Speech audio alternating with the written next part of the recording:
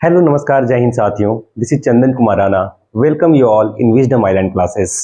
Well, my dear students, in the previous class we have already started pair of linear equation in two variables, where we have already studied how one can represent the pair of linear equations in a graph. That is, हम लोगों ने ये देखा था कि कैसे हम pair of linear equations को ग्राफिकली रिप्रेजेंट कर सकते हैं और कैसे हम उसका सॉल्यूशन फाइंड कर सकते हैं. उसमें हम लोग तीन तरह का सिचुएशन भी देखा था, एक इंटरसेक्टिंग लाइंस का, दूसरा पैरेलल लाइंस का और तीसरा कोइंसाइडिंग लाइंस का. और तीनों का सिनेरियो भी हम लोग डिस्कस कर लिए थे कि a1 by a2 not equal to b1 by b2 अगर हुआ तो वो मेरा इंटरसेक्टिंग लाइंस होगा, और a1 by a2 equal to b1 by b2 is not equal to c1 by c2 हुआ तो ये मेरा पैरेलल लाइंस का सिचुएशन बनेगा, और a1 by a2 equal to b1 by b2 equal to c1 by c2 का situation होगा. तो ये मेरा जो सिचुएशन बनेगा वो कोइंसाइडिंग लाइन का बनेगा, और जो सॉल्यूशन होगा वो इनफिनाइट सॉल्यूशन होगा. और इसके अलावा एक चीज और हम लोगों ने देखा था कि system of equations, that is किस नेचर का होगा, वो कंसिस्टेंट होगा या इनकंसिस्टेंट होगा. हमने बताया था कि कंसिस्टेंट वैसे इक्वेशंस को कहेंगे जिसका सॉल्यूशन निकल रहा हो, और इनकंसिस्टेंट वैसे इक्वेशंस को कहेंगे जिसका सॉल्यूशन नहीं निकल रहा होगा. इसमें मैंने बताया था कि दो सिचुएशन, एक इंटरसेक्टिंग लाइंस वाला सिचुएशन और दूसरा मेरा कोइंसाइडिंग लाइंस वाला सिचुएशन, वो दोनों सिचुएशन मेरा कंसिस्टेंट कहलाएगा, और थर्ड सिचुएशन जो मेरा पैरेलल हो जाता है वो इनकंसिस्टेंट कहलाएगा. अल्टीमेटली यहां तक हम लोग पढ़ाई कर चुके थे. आगे आज हम बढ़ रहे हैं, और आगे आज हम लोग देखने जा रहे हैं कि कैसे पेयर ऑफ लीनियर इक्वेशंस अगर गिवन है तो उसमें हम x और y का वैल्यू कैसे निकाल सकते हैं. तो ग्राफिकली हम लोगों ने निकालना सीख चुका है. ग्राफिकली कैसे निकाला जा सकता है वो हम लोग प्रीवियस क्लास में ऑलरेडी समझ चुके हैं. आज हम लोग देखेंगे कि अलजेब्राइक मेथड से इसको हम लोग x y का वैल्यू कैसे निकालते हैं. तो आज हम लोग स्टार्ट करेंगे pair of linear equation in two variables where we have to find out the value of x and y by algebraic method. तो अलजेब्राइक मेथड में मेरे पास दो तरह का मेथड आ जाता है. अलजेब्राइक मेथड, इसमें दो तरह का सिचुएशन है. वैसे है तो तीन तरह का सिचुएशन, लेकिन अल्टीमेटली यहां हम लोगों को पढ़ना है सिर्फ दो सिचुएशन. पहला सिचुएशन आता है मेरा सब्स्टिट्यूशन मेथड, सब्स्टिट्यूशन मेथड, और दूसरा तरीका आता है अपना एलिमिनेशन मेथड, एलिमिनेशन मेथड, और तीसरा सिचुएशन अपना निकल करके आता है cross multiplication method, cross multiplication method. लेकिन ये क्रॉस मल्टीप्लिकेशन मेथड जो है वो इस बार सिलेबस से डिलीटेड है, तो we don't need to bother about cross multiplication method. So here we will deal with the substitution method and elimination method. Ultimately, we have to find out the value of x and y of the given pair of linear equations.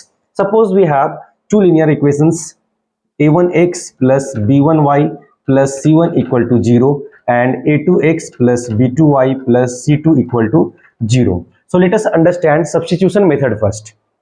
कैसे हम लोग substitution method को use करके x Y का value यहां से निकाल सकते हैं. तो बड़ा ही आसान तरीका है, बहुत ही इजी है, बस थोड़ा सा ध्यान देने की जरूरत है. a1x plus b1y plus c1 equal to 0 ये मेरा फर्स्ट इक्वेशन हुआ, और a2x plus b2y plus c2 equal to 0 ये मेरा सेकेंड इक्वेशन हुआ. तो सब्स्टिट्यूशन मेथड में हमें ये करना है, किसी एक वेरिएबल को दूसरे वेरिएबल के टर्म में एक्सप्रेस कर देना है. जैसे अगर हम फर्स्ट इक्वेशन को कंसीडर कर लें a1x plus b1y plus c1 equal to 0, तो इसमें क्या करना है, x का वैल्यू या फिर y का वैल्यू, किसी एक का वैल्यू आप दूसरे वेरिएबल के टर्म में एक्सप्रेस कर दीजिए. जैसे अगर हम यहाँ पे x का वैल्यू निकालते हैं तो किस टर्म में आएगा, y के टर्म में आएगा. कैसे, देखिए एक बार, a1x can be written as minus b1y minus c1. अब यहां से हम अगर x का वैल्यू निकालेंगे तो क्या हो जाएगा, माइनस यहां से अगर कॉमन ले लेते हैं तो b1y plus c1 divide by a1, ये मेरा x का वैल्यू आया. अब इस x के वैल्यू को अगर हम y में पुट कर देते हैं, इस x के वैल्यू को अगर हम सेकंड इक्वेशन में पुट कर देते हैं तो y का वैल्यू आ जाएगा. ऐसा गलती से भी नहीं करेंगे कि जिस इक्वेशन से हम x का वैल्यू निकाले हैं उसी में अगर हम पुट करेंगे तो आंसर गड़बड़ हो जाएगा. क्या करेंगे हम लोग, x का वैल्यू फर्स्ट इक्वेशन से निकाले हैं, अब इसको हम लोग क्या करेंगे, सेकंड इक्वेशन में पुट करेंगे, तो यहां से हमको y का वैल्यू निकल जाएगा. क्लियर है, क्योंकि देखिए आप जब x का वैल्यू यहाँ पे पुट कर रहे होंगे, यहाँ पे जब आप पुट कर रहे होंगे तो देखिए मेरे पास वेरिएबल एक y, ये वाला यहाँ पे आएगा और एक y यहाँ पे है, तो ये पूरा इक्वेशन y के टर्म में आ जाएगा और फिर y का वैल्यू निकल जाएगा. चलिए तो हम लोग कोशिश करते हैं इस मेथड को एक एग्जांपल के थ्रू समझने का. पहला एग्जांपल ले रहे हैं जो कि हम लोग सब्स्टिट्यूशन मेथड से सॉल्व करेंगे, और क्वेश्चन है अपने पास 2x minus 3y 2x minus 3y equal to 13 and 7x minus 2y is equal to 20। ये इक्वेशन 1 है और ये इक्वेशन 2 है।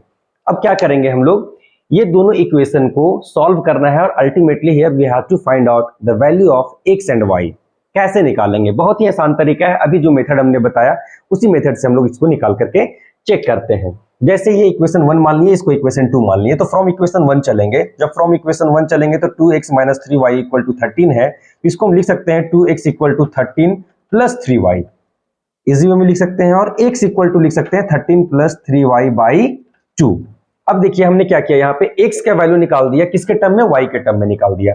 अब ये क्या करेंगे, कौन सी इक्वेशन से निकाले हम लोग, इक्वेशन 1 से निकाले हैं, इक्वेशन 1 से निकाले हैं। अब क्या करेंगे, इस x के वैल्यू को हम लोग इक्वेशन 2 में पुट करेंगे। तो चलिए पुट कर देते हैं। 7 इंटू एक्स की जगह पे क्या रखेंगे, यहाँ पे 13 plus 3y by 2 minus 2y equal to 20। अब देखिए मल्टीप्लाई कीजिए, तो मल्टीप्लाई करेंगे तो ये हो जाएगा 91 plus 21y by 2 minus 2y equal to 20। Can we take LCM here, yes, 2 LCM ले लेते हैं, तो ये मेरा क्या हो जाएगा, वही रह जाएगा 91 plus 21y minus 4y equal to 20। अब इसको अगर हम आगे सॉल्व करेंगे तो ये क्या लिख सकते हैं, 91 plus 21y minus 4y, can be write 17y that will be equal to, ये 2 मेरा डिवाइड में इधर आकर के मल्टीप्लाई में हो जाएगा, तो ये मेरा हो जाएगा 40। अब देखिए 17y इक्वल टू 40 माइनस 91, ये प्लस में तो इधर आकर के माइनस में, तो 17y will be equal to minus 51, therefore y will be equal to minus 51 by 17, that will be equal to minus 3, therefore y equal to minus 3। अब y का वैल्यू मेरा माइनस 3 आ गया। अब क्या करेंगे, इस y को हम यहाँ पे पुट कर देंगे, इस y को यहाँ पे, जहां पे x का वैल्यू निकाले हुए हैं y के टर्म में, वहां पे हम पुट करेंगे। तो चलिए पुट कर देते हैं यहाँ पे। तो x इक्वल टू क्या लिखे हुए हैं, 13 प्लस 3y बाई 2, तो x इक्वल टू क्या हो जाएगा, 13 plus 3 into minus 3 divide by 2, that will be equal to 13 plus minus minus 9 divide by 4, तो 4 by 2 that will be equal to 2। तो यहां से x का वैल्यू निकल करके आ गया 2 और y का वैल्यू निकल करके आ गया माइनस 3। ये किस मेथड से आया, ये सब्स्टिट्यूशन मेथड से आया। अभी इस क्वेश्चन को अगर हम एलिमिनेशन मेथड से भी बनाएंगे तो आंसर मेरा बिल्कुल सेम ही आएगा, x इक्वल टू माइनस 2 और y equal to, sorry, x equal to 2 और y equal to minus 3, same answer आएगा अपना एलिमिनेशन मेथड से। तो चलिए सब्स्टिट्यूशन मेथड अगर आपको समझ में आ गया होगा तो हम लोग आगे बढ़ते हैं और एलिमिनेशन की ओर चलते हैं और इसी क्वेश्चन को चेक करेंगे क्या सेम आंसर आ रहा है कि नहीं। एक कॉर्नर में हम लोग लिख लेते हैं, x इक्वल टू वैल्यू आया है मेरा 2 और y इक्वल टू वैल्यू आया है मेरा माइनस 3, ये मेरा सब्स्टिट्यूशन मेथड से आया है। चलिए अब हम इस क्वेश्चन को चेक करते हैं एलिमिनेशन मेथड से। So before moving towards elimination method, let us discuss what is elimination method. सबसे पहले हम लोग ये समझ लेते हैं कि एलिमिनेशन मेथड होता क्या है।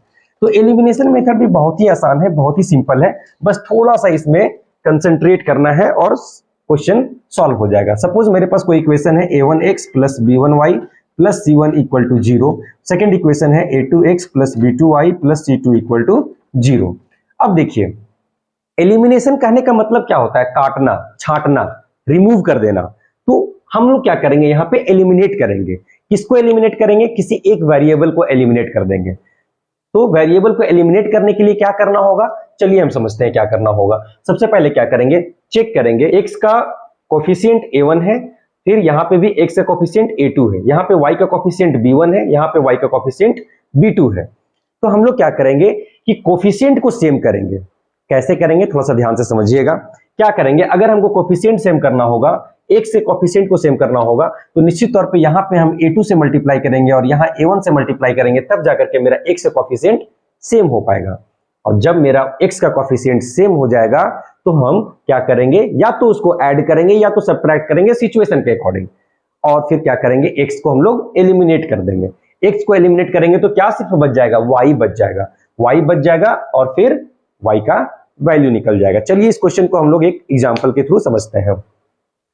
तो क्वेश्चन वही हम फिर से लेंगे, 2x minus 3y equal to 13, 2x minus 3y equal to 13 and 7x minus 2y is equal to 20। ये मेरा इक्वेशन 1 हुआ और ये इक्वेशन 2 हुआ।